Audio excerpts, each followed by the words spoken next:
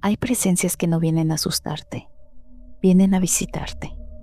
Y cuando entiendes el mensaje, ya es demasiado tarde. Hoy conocerás el relato de Rebeca y del visitante que todas las madrugadas lo observaba desde la oscuridad. Bienvenidos a Diario del Infierno.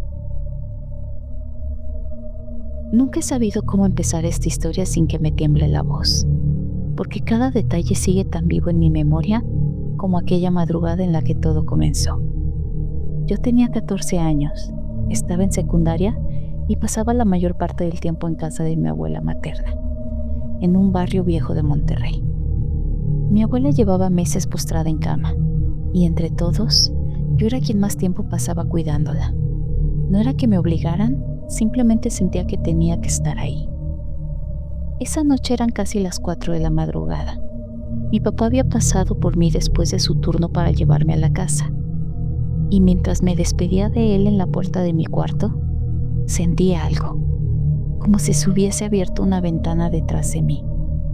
Sentí como un cambio en la temperatura, y cuando me giré hacia la habitación, lo vi por primera vez. Era una figura oscura, alta, delgada, parada justo en el marco de la puerta, como si hubiera estado ahí toda la noche esperando a que yo volteara. Lo que más llamaba la atención no era su tamaño, sino el sombrero. Era un sombrero de ala ancha que apenas dejaba ver la forma de una cabeza. Yo pensé por puro instinto que era mi mamá, que quizás se había levantado a ver si ya había llegado. Pero la silueta no tenía una forma humana clara.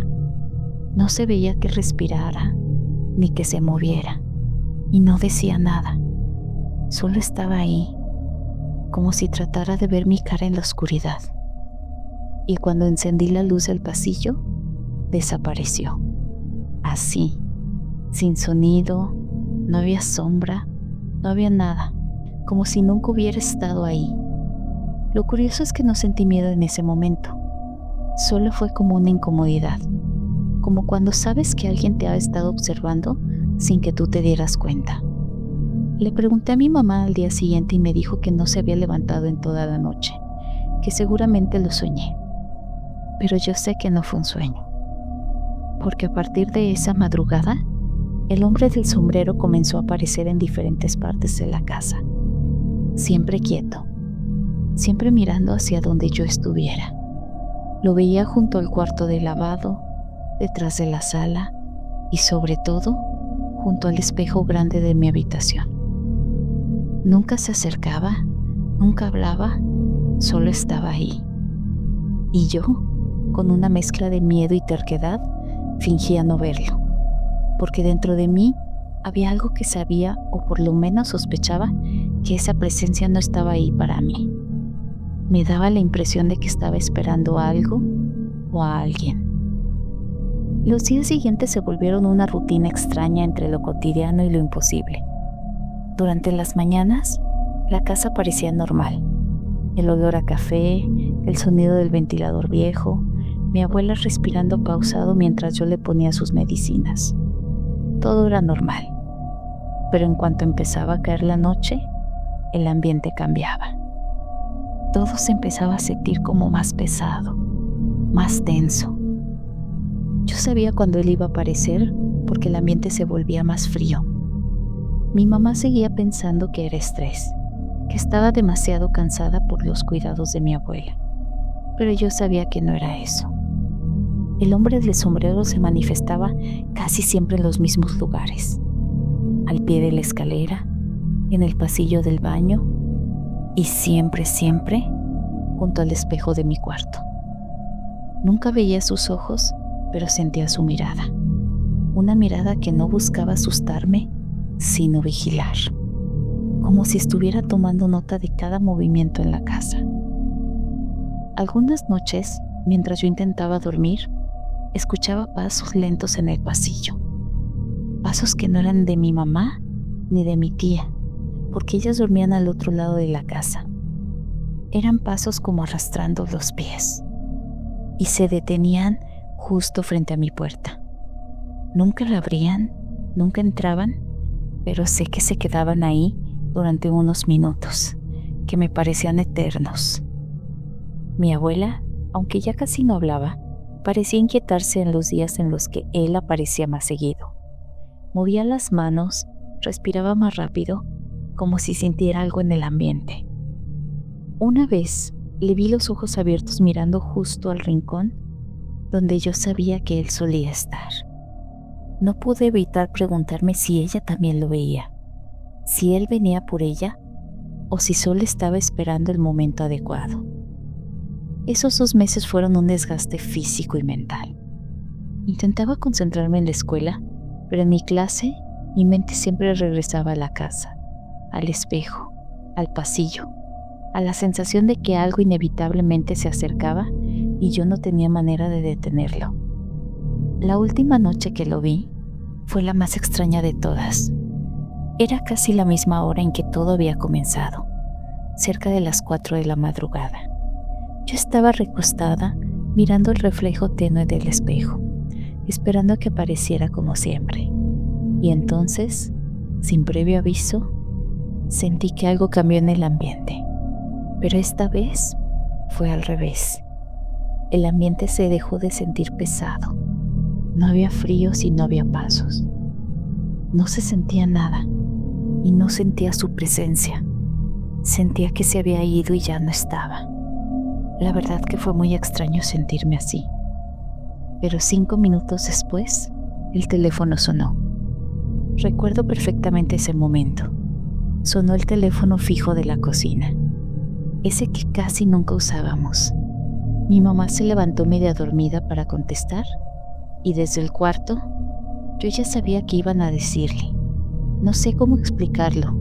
Fue como si mi cuerpo lo hubiera entendido antes que mi mente.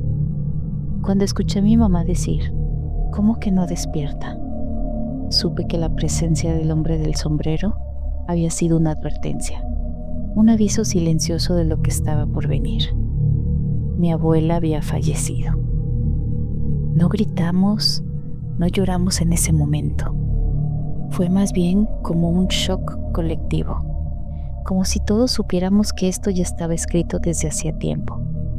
En mi caso, lo que sentí fue una especie de confirmación, como si hubiera estado viendo un reloj de arena al revés, y la última noche, al desaparecer la sombra, se hubiera detenido el tiempo.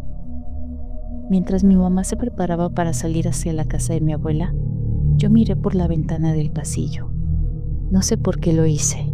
Tal vez esperaba ver al hombre del sombrero. Tal vez buscaba algún rastro de esa presencia que me había perseguido durante 2 meses. Pero lo que encontré fue algo completamente distinto. En el jardín, apenas iluminado por la luz del poste de la calle, había una nube blanca.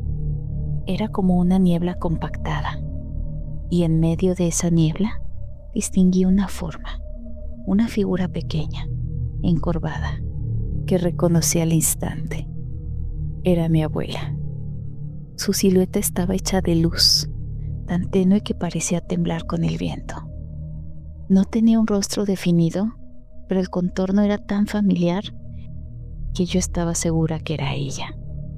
Se quedó ahí unos segundos y luego, como quien suelta un suspiro, la figura se desvaneció.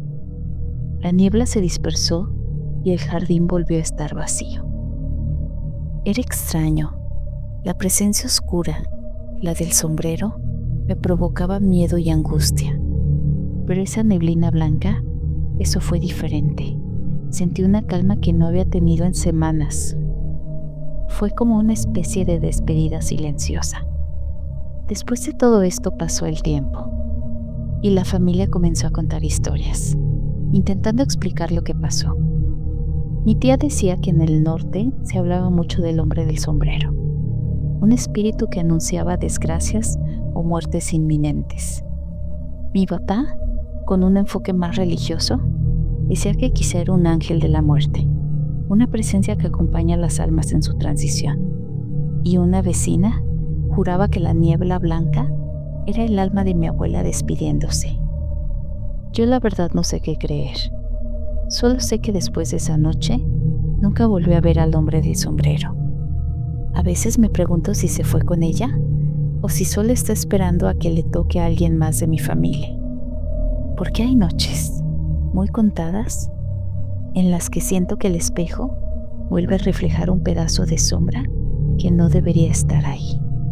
Y cuando eso pasa, recuerdo algo que nadie quiere admitir. Las advertencias del otro mundo nunca terminan, solo cambian de destinatario. Gracias por acompañarnos a lo largo de esta historia. Si te gustó, compártela con alguien que ame el misterio como nosotros. Suscríbete para explorar juntos los rincones más oscuros de lo desconocido. Nos encantaría saber qué piensas. Y si tienes tus propias historias de terror, compártelas en los comentarios. Aquí, en Diario del Infierno, queremos conocerlas todas. Recuerda, a veces lo más aterrador no es lo que ves, sino lo que sientes cuando todo se queda en silencio. Nos vemos hasta la próxima.